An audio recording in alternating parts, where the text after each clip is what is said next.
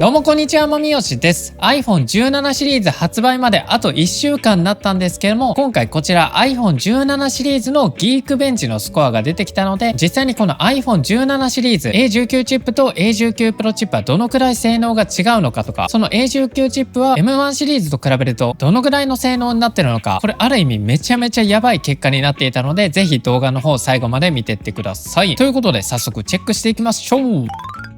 ということで今回はギークベンチのスコアチェックしていきます。まずは今回のモデル番号なんですけども、 iPhone16 シリーズは1番が Pro、 2番が Pro Max、 3番が iPhone16 で4番が iPhone16 プラスになります。なので番号順にすると Pro、Pro Max、無印、プラスという感じになります。今回はこのプラスがエアーになった感じで、モデル番号 iPhone18.34112 という順番で無印、エアー、Pro、Pro Max の順でスコアの方を紹介していきます。早速見ていきましょう。まずはCPU スコアから。こちらが iPhone17 無印のスコアになります。シングルコア3681。簡単な作業はこのシングルコアでやるっていう感じです。マルチコア9412という結果になっています。で iOS も26ですね。でこうやって見ていくと iPhone17 のメモリに関しては 8GB になっていますね。で続いて iPhone Air に関してはこちらシングル3704、マルチ9484。今回無印が A19 チップ、Air が A19 Pro チップなんですけども、こうやって見るとほとんど変わりません。 CPU に関しては A19 も A19 Pro も大差なしといった結果になっています。で iPhone Air のメモリに関してはこちら 11.46GB って感じで書いてあるので、こちら 12GB になっています。なので A19 チップはメモリ 8GB、 A19 Pro チップはメモリ 12GB といった形になります。続いては A19 Pro チップで、チップ自体は一緒なんですけどもベイパーチャンバーを搭載してるとスコアが変わるのか見ていきましょう。 iPhone17 Pro のスコアこちらシングルコア3839、マルチコア9935。こうやって比較するとシングルはだいたい130アップ、マルチが500アップっていう感じになります。 CPU 性能は同じなんですけども、やっぱベイパーチャンバーとか排熱性能が強化されてるのでスコアが 5% ないぐらい上がってる感じになります。気になるメモリに関しては 12GB で一緒ですね。でこの同じ世代の CPU、 例え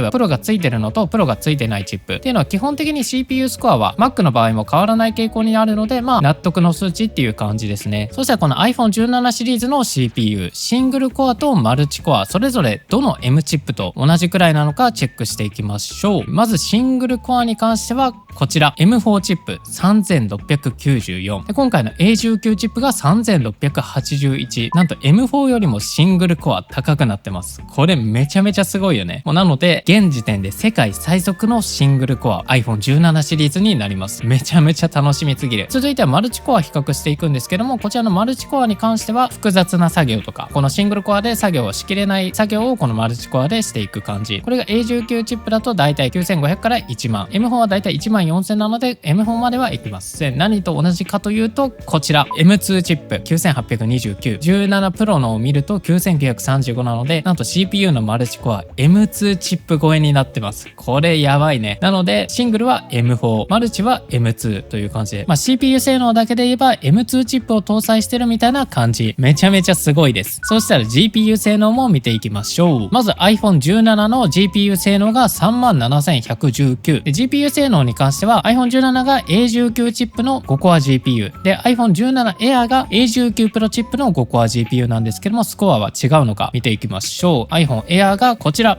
37982。なるほどなるほど。800しか違わないです。これはどうなんだろう。発熱でそんなに変わってないのか、もともと5コアで同じだからそんなに変わんないのかわかんないんですけども、5コアだから変わんないのかな。なのでね、この簡単に言うとこの iPhone Air の A19 Pro のチップに関しては iPhone17 の CPU スコア GPU スコアとほぼほぼ一緒で、メモリが 8GB から 12GB に増えたみたいな、そんな感じのイメージでいいと思います。そうしたらこの、1コアあたりで言うと5で割るので、だいたい1コアあたり7000っていう感じですね。そしたら iPhone17 Pro は6コア GPU になってるので7642、熱暴走がなければ4万4000ぐらい出るっていう感じなので、そちらチェックしていきましょう。 iPhone17 Pro のメタルスコアがこちら 45850。これは熱でスペックは落ちてないです。ちなみに Pro Max が45988なので GPU の性能をフルで活かせてます。これね3回4回とか連続でやったらまた変わるかもしれないんですけども、その辺はまた動画で検証の方をしていきます。。ということで iPhone 17と17 Pro を比べるとだいたい8000ぐらい違う感じですね。そうしたらこの37000、そして38000、46000はどの M チップと一緒なのか見ていきましょう。こちらが M1 チップ搭載の iPad Pro ですね。メタルスコアが32742で iPhone 17無印が37119なので M1 チップの約 10% から 15% スペックが高い感じになります。M1 チップでもスペックかなり十分って言われてるので、そう考えると iPhone 17でもかなり検討してると思います。すごい。で iPhone Air の38000もだいたい一緒の感じですね。この38000円あたりのチップっていうのがなかったので、今回は M1 以上っていう感じになってます。そうしたらこの iPhone 17 Pro の約46000の GPU スコア、どの M チップと一緒なのかというと、こちらなんと M2 チップのメタルスコアとほぼほぼ一緒になります。ほぼほぼっていうか全く一緒ですね。なのでまとめると iPhone 17 Pro に関しては CPU のシングルコアは M4 超え、CPU のマルチコアとメタルスコアに関しては M2 とほぼほぼ同等っていう感じで、もう iPhone 17 Pro は M2 の iPad 以上の性能っていう感じ、スペックめちゃめちゃ上がってます。ちなみに iPhone 16 Pro が32600なので約13000上がってます。すごい。